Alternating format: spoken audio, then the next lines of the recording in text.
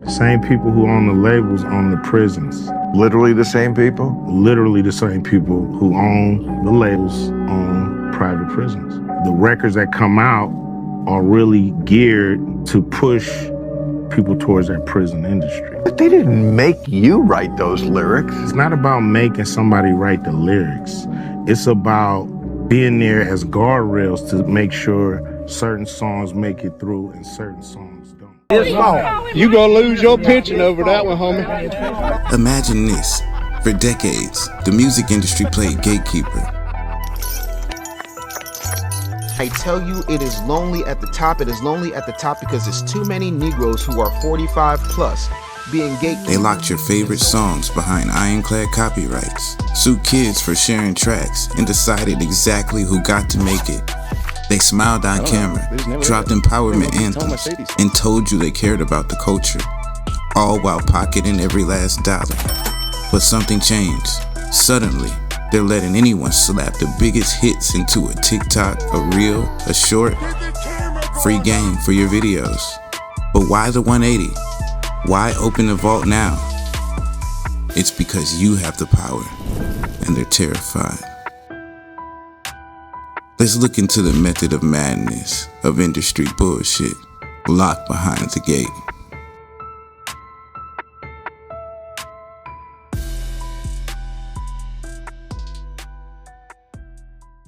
The trouble was, while her records were selling millions, she was only taking home thousands. 170 million in sales, and you got $1,972? Is that right? Yeah, that's right. That's true. A measly $2,000. That's all Braxton says she got from her first contract. The record label took a big slice of the pie. I don't understand how that's feasible. What happens is they'll give you an advancement on the next record, and then the next record, so you kind of stay in debt in a sense. And that, says Braxton, is what brought on bankruptcy #1 back in 1998.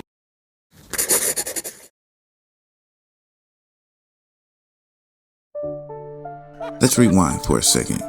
For 70 years, the majors, the big three labels, controlled everything. Radio play, their call. MTV rotations, their call too.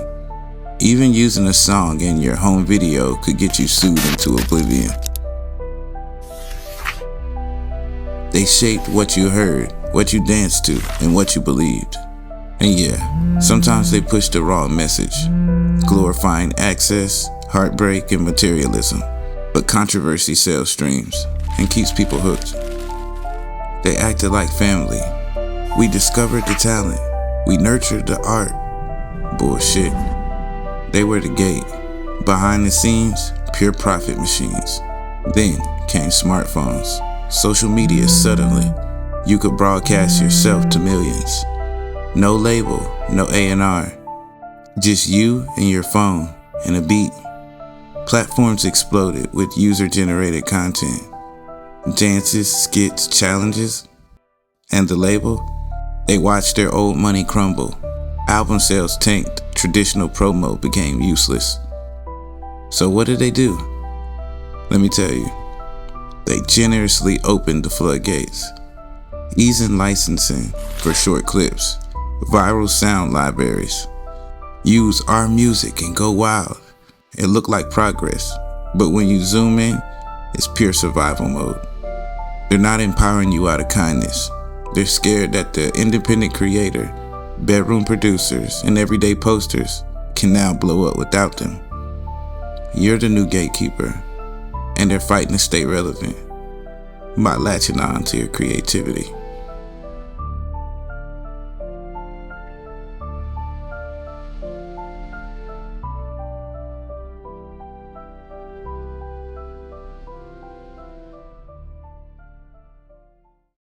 You are now tuned in to Method Madness.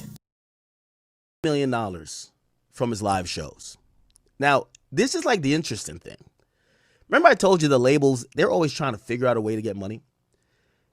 They're trying to figure out a way how to increase their revenue. And in trying to increase their revenue, what they've been doing is like trying to hit the streaming services over the head. They're asking Spotify, could you raise the prices? Could you da-da-da? And you have to think about where we are currently in hip-hop. YoungBoy's tour grossed $70 million. He signed to Capitol, was it for like 2 or 3 albums, for like $35 million, right? So for 2 to 3 years, $35 million, the label is kind of looking at it to say, well, through our promotion and also you dropping this music, obviously he had a whole career before on Atlantic.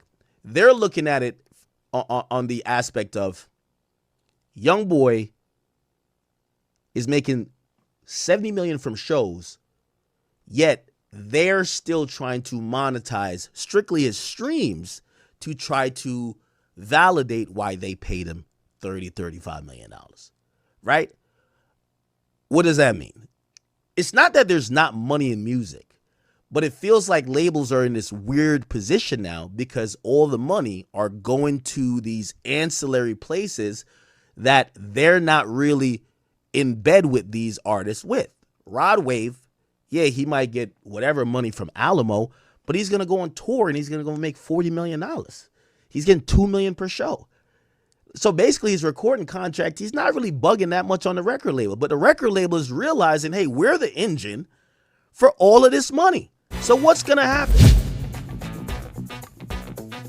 If you don't believe me, we'll take a look at some cold hard proof. Hensley in 2022, TikTok's bombshell. If you haven't heard of Hensley, don't worry, because I haven't either, but everyone else has.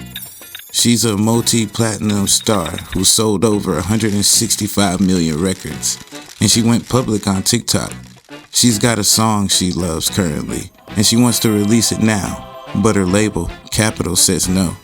Not until they can fake a viral moment on her TikTok first.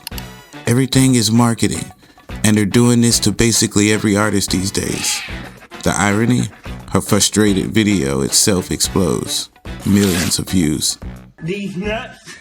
But the message was crystal clear. Even established artists are being held hostage until the label can engineer user-generated buzz. This isn't old school promo. This is the industry admitting they need organic videos, your trends, your creativity to make anything work.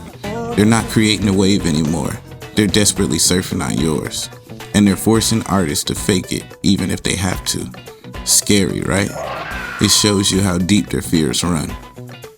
Fleetwood Mac's Dream. This was the ultimate piggyback.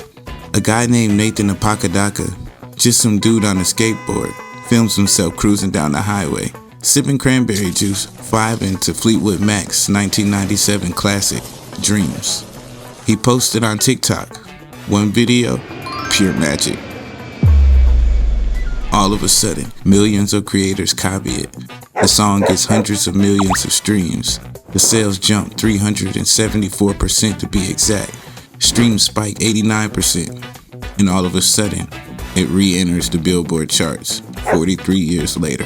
Mick Fleetwood himself even recreated the video. The label Warner watched the old catalog print money, all because one regular person made a fun clip. They didn't plan this. They didn't pay for it. They just sat back and collected while your kind of content, raw, creative, and shareable, revived their asset. Classic piggybacking. And it happened again and again. Old tracks, new hits, all riding the wave of everyday creators, scrambling for virality. The industry didn't save the song. We did. They just cashed a check. You are now tuned in to Method Madness.